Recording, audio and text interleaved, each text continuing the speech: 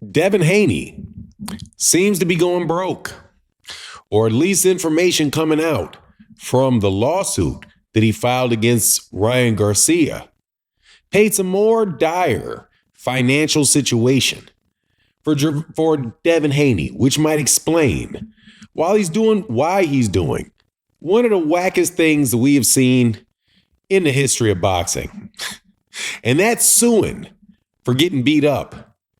Let's talk about that in this video.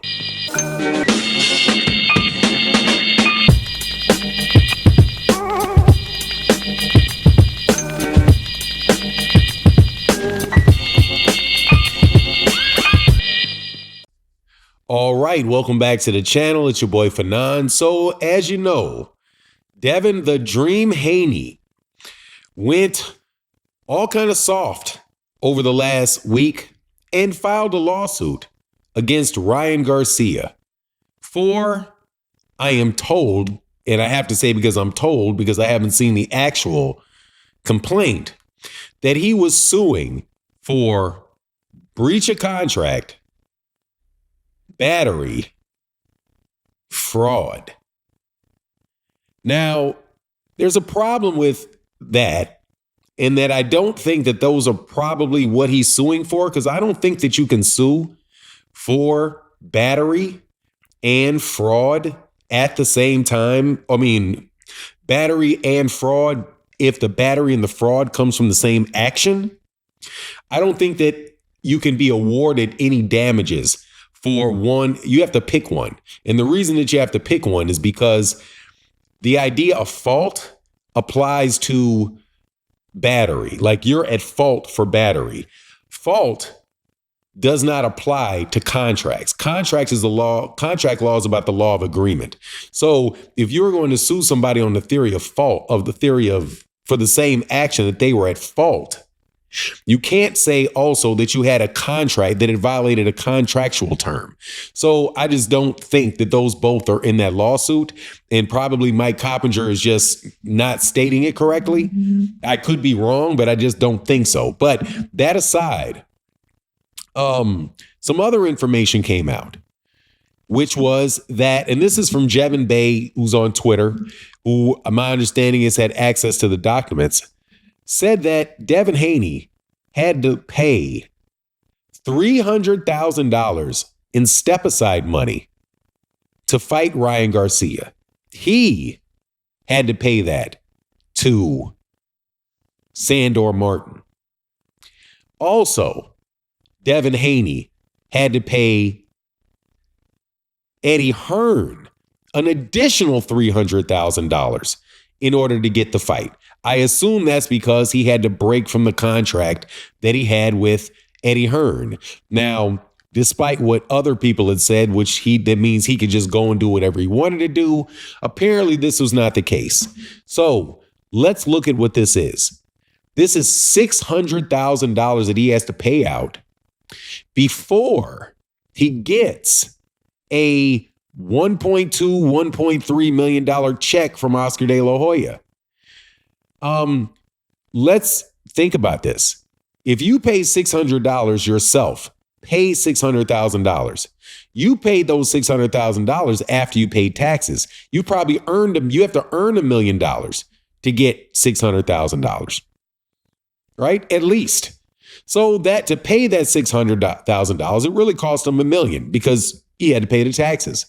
So if you then look at the money that he's going to get paid from the fight and he has to pay taxes on that, you pretty much see that his money for the fight is a wash just off of the fact that he had to pay those two fees. Then you look at the fact that the ticket sales didn't go very well and that they had to drop prices and that they scaled the event for $14 million, but they wound up bringing in $4 million.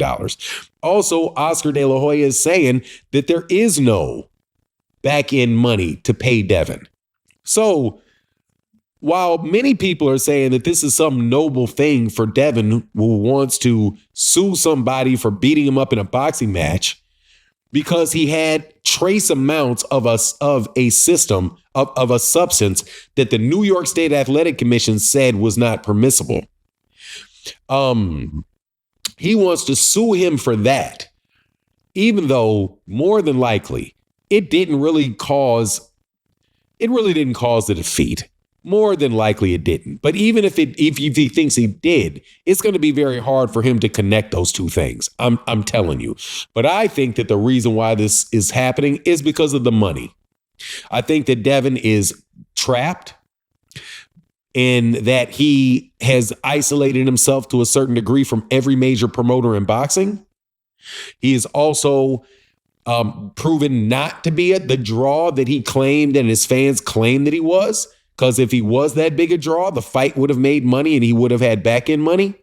So pretty much it seems to me that Bill Haney and Devin Haney are lashing out at the people that he failed with. And if you don't believe me, listen to what he said about Oscar De La Hoya and why he was suing Oscar De La Hoya.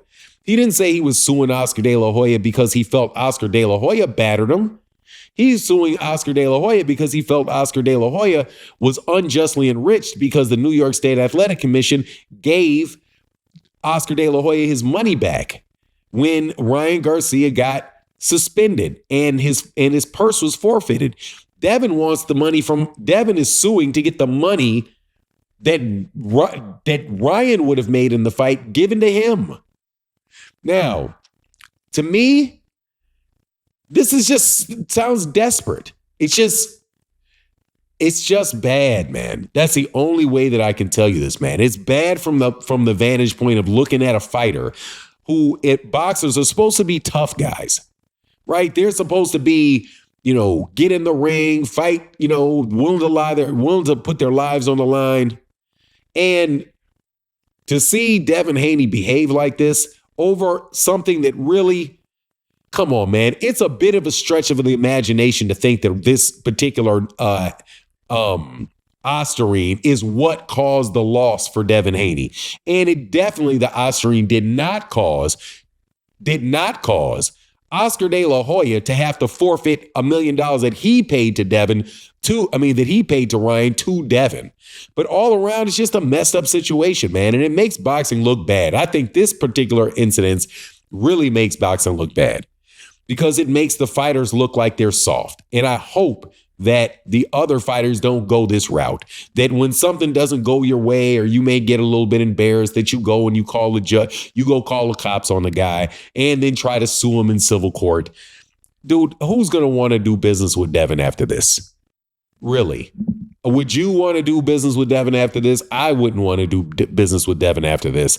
And the fact of the matter is that if somebody accidentally did something, accidentally ingested something or somebody put something in there that they didn't know about, that's not intentional. So why the New York State Athletic Commission can have per se penalties for violating their laws, there is no per se violation for battery.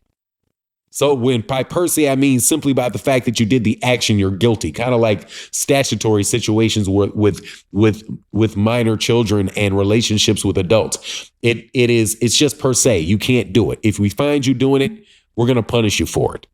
That's not the case with what Ryan Garcia is being accused of. You have to look at it and say, did he intend it? No, we don't really see that he intended it. Did it really have the efficacy that you say it does? Well, no, it really doesn't, because all of the evidence that we're saying that this may have given him just a little bit of an edge at all, but probably not. It just looks bad, man. And I know there's a people that just want Devin to win, and there are people that just want Ryan to lose. I mean, they want Ryan to win or they want Devin to win, or you may think that I don't like Devin or I don't like Bill. I'm just telling you, this is problematic for boxing in a major way. If a fighter can be held liable for battery in the boxing ring because they inadvertently had